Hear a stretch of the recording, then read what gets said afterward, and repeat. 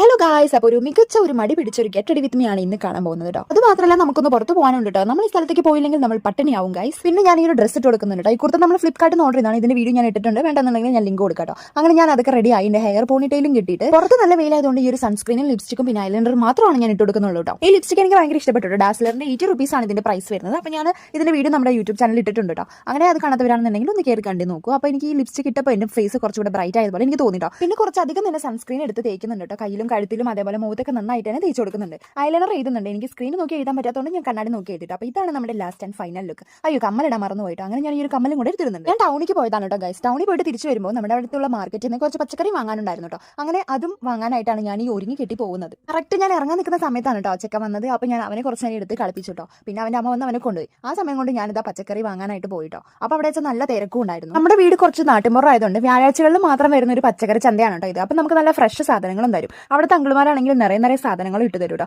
അങ്ങനെ നമ്മൾ അതൊക്കെ വാങ്ങിച്ച് തിരിച്ചു വരുന്ന വഴിക്കാണ് കേട്ടോ ഈ പുഴയിൽ കുറേ താറാവുകൾ ഇങ്ങനെ കിടന്ന് കളിക്കുന്നുണ്ട്. അത് നിർത്തി ഞാൻ വീഡിയോ എടുത്തു. അപ്പോൾ അത് ആ വീട് എത്തിട്ടോ. ഇതൊക്കെയാണ് ഞാൻ വാങ്ങിച്ച പച്ചക്കറികൾ. ടൗണിൽ പോയത് ഞാൻ ഒറ്റയ്ക്കായതുകൊണ്ട് വീഡിയോ ഒന്നും എടുക്കാൻ പറ്റില്ല കേട്ടോ. പിന്നെ അക്ഷയിലൊക്കെ നല്ല തിരക്കുമായിരുന്നു. അപ്പോൾ ഞാൻ വീട് എത്തിയേ അത്രേ ഉള്ളൂ ഗൈസ്. അടുത്ത വീഡിയോ ആയിട്ട് വീണ്ടും കാണാം. വീഡിയോ ഇഷ്ടപ്പെട്ടാണെങ്കിൽ നിങ്ങൾ സബ്സ്ക്രൈബ് ചെയ്യാൻ മറക്കരുത്.